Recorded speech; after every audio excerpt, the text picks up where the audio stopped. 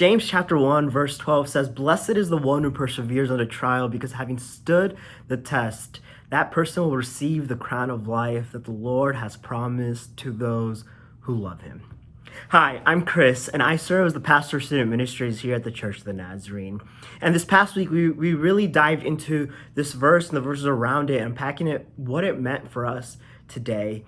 And we talked about how when we surrender our lives to Christ, we declare that Christ sits on the throne of our lives and that we do not. That we have to take some intentional action to ensure that we are surrendering ourselves to Christ, that it is the way of God and not our own personal way, because it's easier to want to do things the way I want to do it. But Christ calls us to a higher standard of a life that truly reflects the character of God to other people, that people through us can feel love and can feel hope and can feel life sprouting in places that they desperately need to grow. James wants to invite us to find our strength in the one who is always faithful, and that is God. To find our strength in the one who will never let us down in the midst of everything that's going on in our lives, in the midst of the challenges that we may be facing, in the midst of the trials and the tests that we might find ourselves at, and that we can rely on the one who is always faithful, even on the days that we not might be. And I'm so grateful for that truth, that God is faithful even when I cannot be, or I am having a hard time being. But we persevere in our life and in our faith only by submitting ourselves to the Lordship of Christ, that the power of perseverance is found in the posture of our surrendered hearts to the Lordship of Jesus Christ. And what that means is essentially that we have to give ourselves away to God. We have to give ourselves, and we have to take all our beliefs and all our actions and all our thoughts and all our words and everything who we are, everything we've been and everything we want to be. We have to take those captive to the Lordship of Christ. And we wrapped up Sunday asking a question, do you find yourself wanting to be the Lord of your own life?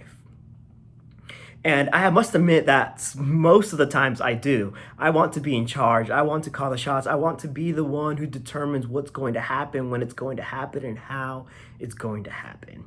And then I get frustrated when life doesn't go the way I want it to go. And so I've been learning is that every day when I wake up, I have to invite myself, I have to encourage myself to slow down just enough to say, God, today I surrender to you.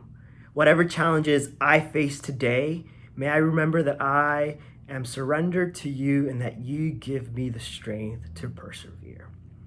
And whatever that might look like that day, each day looks different.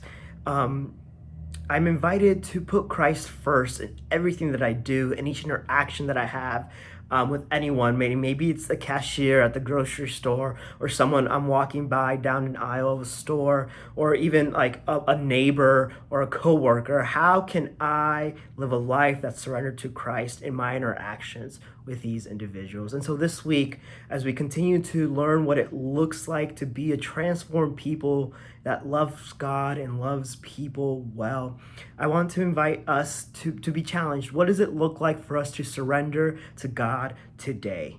And what does it look like to ask ourselves that question every single day? Thank you. Know that you are loved, and may you be blessed this week.